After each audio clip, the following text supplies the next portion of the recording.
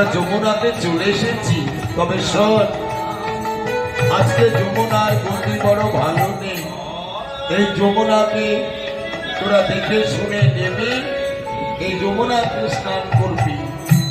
আচ্ছা বুড়িমা, তাই করব। এখন কি করব বলো?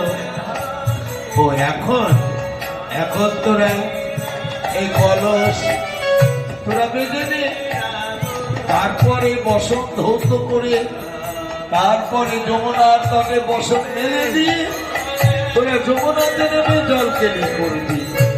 আচ্ছা বুড়িমা, তাহলে আমরা কলস বেঁধে নি। হ্যাঁ, যা ঘাটে বসে তোরা কলস বেঁধে নি। তাই পূর্ণমাসী বড়াইমান মতোই আজকে ব্রতগোপীরা ঘাটে বসে সবাই কলস বাঁধছে।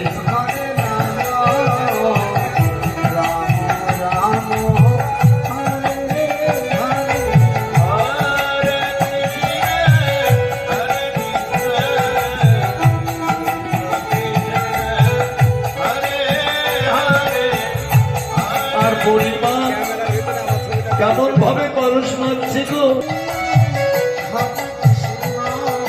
হায় হায় হায় রে, এরাই ধনী।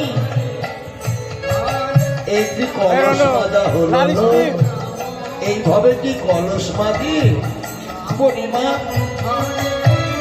আমার কলস বাঁধা হলো না, না, এইভাবে না।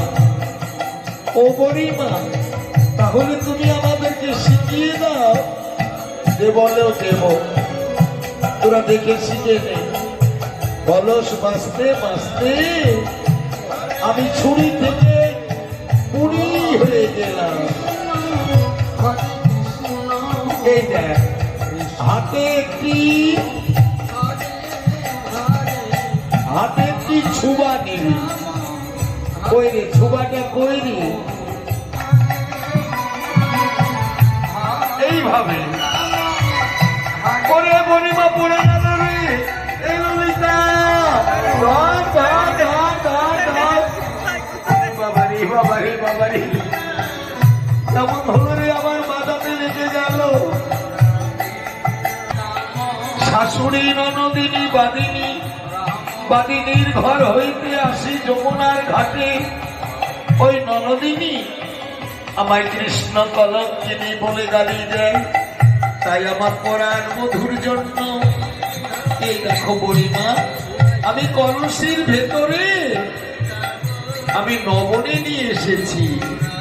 ওরে বাবা বাবা, তুই যে কলসির ভেতরে তোর পরাণ মধুর জন্য চুরি করে নবনী নিয়ে এসেছিস, তা তো আমি জানি না। ওই নদীতে হাত করে আমার হাত স্লিপ করে যমুনাতে গিয়ে পড়লাম। বুড়িমা, তোমার বড় লেগেছে।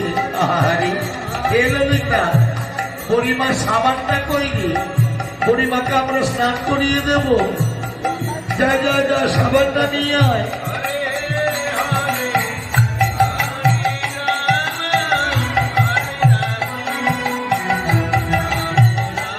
ও বুড়িমা, এই দেখো তোমার জন্য সাবান এনেছি। এই দেখি দেখি দেখি, এ আবার কোন সাবান নেই? আরে নাম্বারটা দেখো না সাবানে। এই আবার কোন নাম্বারে, আমি তো বুঝতেই পারছি না। ও বুড়িমা, এ যেমন তেমন সাবান না, যেমন তেমন সাবান না, মানে এ হলো বাংলাদেশের সাবান গো, কেয়া সাবান, কেয়া। ওরে বাবা বাবা, ভারতে এত সাবান থাকতে তোরা বাংলাদেশ থেকে সাবান এনেছিস তোমার জন্য।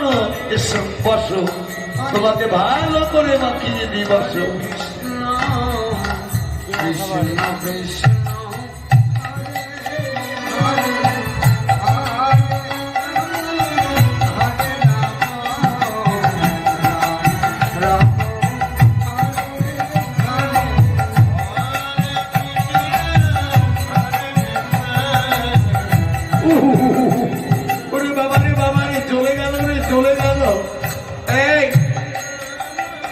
যে বললি বাংলাদেশের কেয়া সাবান বড় ভালো, তোরা যখন আমার গালে হাতে মুখে তোরা জলা দিচ্ছিস না, আর আমার গাল ছিঁড়ে ছিঁড়ে যাচ্ছে, ছিঁড়ে ছিঁড়ে যাচ্ছে।